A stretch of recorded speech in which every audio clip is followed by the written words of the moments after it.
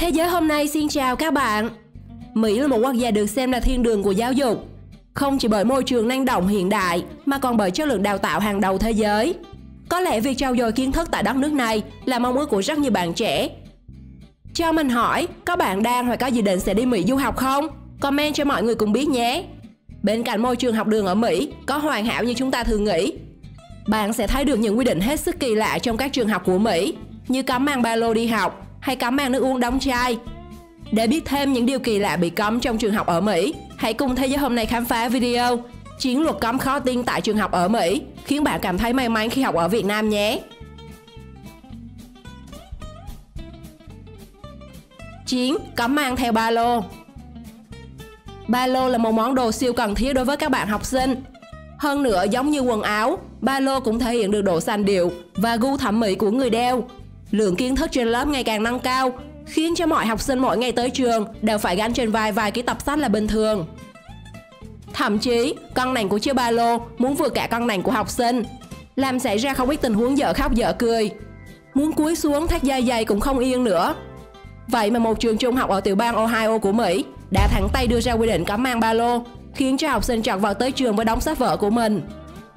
Thật ra mục đích của quy định này đó là ngăn chặn học sinh dùng ba lô để chứa vũ khí hạng nặng, có thể gây ra các vụ thảm sát.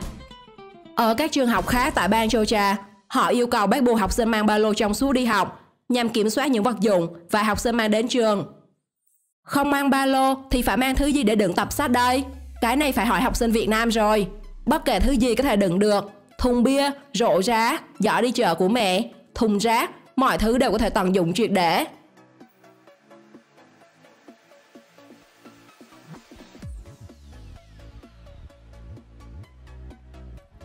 Cấm mặc váy. Đồng phục nữ sinh ở nhiều quốc gia còn là vấn đề gây tranh cãi. Đa phần, nhiều trường học cho học sinh nữ mặc đồng phục là váy. Điều này giúp tạo nên vẻ đẹp nữ tính, thanh lịch và đáng yêu của các bạn nữ khi tới trường. Nhìn vào hình ảnh của những bạn học sinh Hàn Quốc là có thể thấy. Tuy nhiên, tính chất của việc học đòi hỏi sự năng động, thoải mái, nên nếu mặc váy sẽ gây nhiều bất tiện, dễ khiến nhiều bạn bị hớ hênh khi chạy nhảy. Do đó, tại một khu vực ở tiểu bang Texas của Mỹ, các học sinh nữ bị cấm mặc váy khi tới trường, dù là váy liền thân, chân váy hay là quần dạ váy.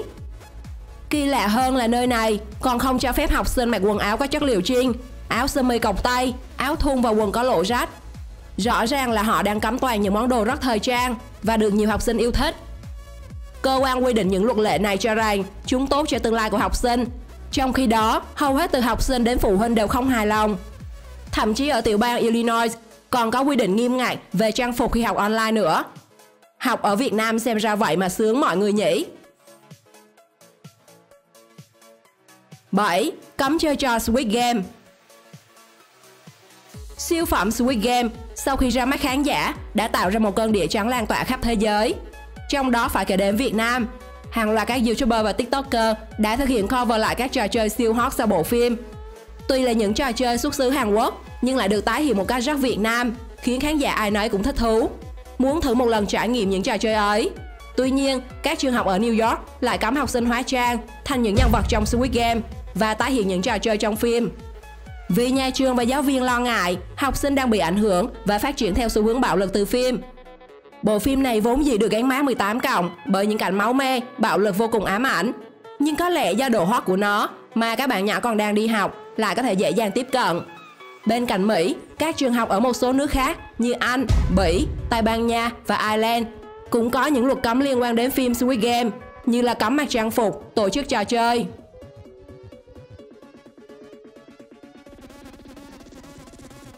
6. Cấm nước uống đóng chai. Thử thách mang tên Flip Water Bottle, tức là trò thảy chai nước đáp ứng, đã nở rộ từ Mỹ và một thời làm khuynh đảo cả thế giới. Cho đến hôm nay vẫn là một trò chơi quen thuộc của giới trẻ. Những người trẻ ở Mỹ vô cùng đam mê thử thách này, từ cao thủ trình diễn trên sân khấu cho đến những thấp thủ thể hiện ở mọi lúc mọi nơi. Đam mê đến nỗi bỏ ăn bỏ học, đến trường chỉ để lặt chai nước cho đám bạn trầm trồ. Đúng là vui thôi, đừng vui quá. Vì chót lỡ vui quá mà một số trường học ở Mỹ đã cấm tiệc trò chơi này. Có các trường gắt hơn đã cấm luôn nước đóng chai để đừng hòng đứa nào lén phén. Nguyên do của quy định oái âm này là bởi trò chơi này đã tạo ra những tiếng ồn vô cùng khó chịu. Ngoài ra thì sử dụng chai nhựa để chơi game vô tội vạ, còn làm ô nhiễm môi trường. Vừa nghe qua có lẽ sẽ thấy quyết định này quá vô lý, nhưng ngẫm lại thì nó cũng đỡ vô lý phần nào.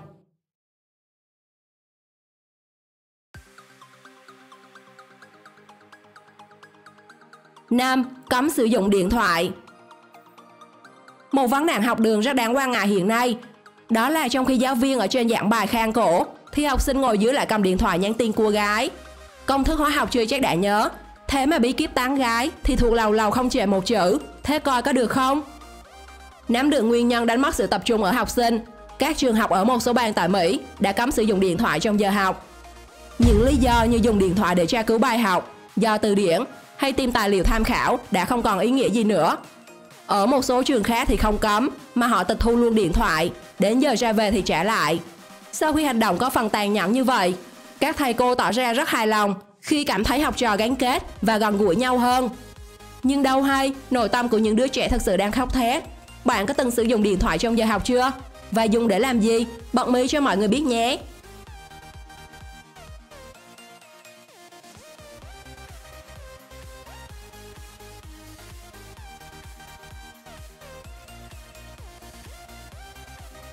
Bốn, cấm ăn bánh. Những món quà vặt trước cổng trường đã góp phần tạo nên tuổi thơ tuyệt vời của những lứa học sinh ở Việt Nam. Đã đi học thì chắc chắn không thể nào không ăn vặt. Cứ được cha mẹ cho vài nghìn là tan học chạy ngay ra hàng mua quà bánh. Thế nhưng có vẻ học sinh Mỹ không được may mắn như học sinh Việt Nam, vì họ không được phép mua quà vặt. Mục đích của việc này là nhằm giảm thiểu tình trạng béo phì ngày một gia tăng ở trẻ em. Cấm ăn vặt đã chớ, trường học ở Mỹ còn cấm học sinh mang bánh sinh nhật hay những món ăn đãi các bạn cùng lớp. Cấm ăn uống đã buồn một, nay cấm tiệc tùng còn buồn 10. Chỉ có những người trong cuộc mới hiểu người trong kẹt. Đừng nghĩ sống ở đất nước hiện đại phóng khoáng là đã sướng. Một ngôi trường ở thành phố Ventura, bang California đã cấm cửa hàng thức ăn nhanh có tên Chick-fil-A bán trong khuôn viên trường.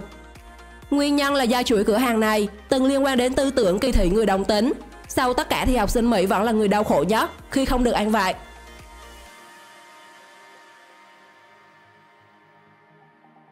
3. Cấm bài tập về nhà. Thời đi học, bạn từng rơi vào trầm cảm vì đóng bài tập về nhà chưa? Chắc chắn ai cũng từng ít nhiều cảm thấy chán ngấy với việc phải giải bài tập trong khi đã rời khỏi lớp. Có lẽ 2 ngày hạnh phúc nhất của học sinh là ngày nghỉ học và ngày không có bài tập về nhà. Ngày hạnh phúc thứ hai đối với học sinh tiểu học tại Mỹ đã hóa thành hiện thực hàng ngày.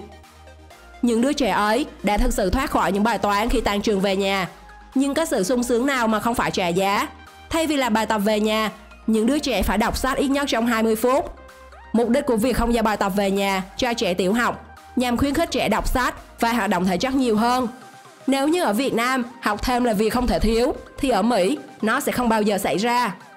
Giáo dục ở Mỹ có thể không quá đạn nặng kiến thức, nhưng lại đòi hỏi trẻ phải dung hòa những thứ học từ sách vở và kỹ năng hoạt động xã hội.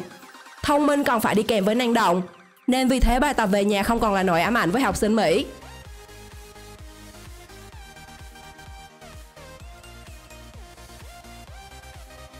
Hai, trò chơi bị cấm. Tuy luôn tạo điều kiện khuyến khích học sinh tham gia thể thao, nhưng các trường học tại Mỹ lại không muốn học sinh mình chơi môn thể thao, đó là bóng né. Bởi luật chơi sử dụng con người là mục tiêu nhắm đến, nên môn bóng này được xem là mong móng bạo lực ở trẻ vị thành niên. Chính vì thế, dù là bộ môn thể thao kinh điển, nhưng bóng né vẫn bị hạn chế nơi trường học. Một số trường còn nghiêm cấm môn thể thao này. Cấm chơi bóng né còn có thể hiểu. Một trường tiểu học ở California thậm chí đã cấm cả trò đuổi bắt, trò chơi tuổi thơ của những đứa trẻ, với lý do tương tự. Họ tin rằng tiếp xúc vật lý khi chơi sẽ gieo mầm móng bạo lực vào đầu trẻ. Xem ra tuổi thơ của chúng ta tuyệt vời biết bao khi là những con người made in Việt Nam. 1. Luật cấm về tình yêu. Những tưởng chỉ có những quốc gia châu Á đề cao thuần phong mỹ tục mới hạn chế trong chuyện thể hiện tình cảm nơi đông người. Không ngờ ở Mỹ cũng không khác là bao, dù trong các bộ phim nó được thể hiện khá thoải mái. Một sự thật khó tin, một số các trường học ở Mỹ có quy định cấm học sinh ôm nhau, dù là ôm bạn trai hoặc bạn gái thì đều không được phép. Bên cạnh đó, Đại học Syracuse ở New York đã chính thức thông báo lệnh cấm quan hệ yêu đương giữa thầy trò. Nói đúng hơn là cấm các nhân viên của trường, bao gồm từ giáo sư, giảng viên, không được có quan hệ tình cảm với sinh viên trong trường. Thậm chí với sinh viên đã ra trường mà họ phụ trách hướng dẫn. Lệnh cấm được thực hiện nhằm ngăn chặn tình trạng thiếu công bằng, minh bạch về lợi ích cá nhân. Trước đó ở Mỹ, đã có nhiều ngôi trường nổi tiếng như Đại học Harvard, Đại học Stanford cũng đã đưa ra lệnh cấm như vậy. Đâu là luật cấm khiến bạn ấn tượng nhất ở trường học Mỹ? Nếu biết thêm điều thú vị gì, hãy chia sẻ cùng mọi người xuống phần bình luận nhé. Và đừng quên like và subscribe kênh để cùng chúng mình khám phá những điều kỳ lạ ở vùng đất khác. Thế giới hôm nay xin chào và hẹn gặp lại các bạn.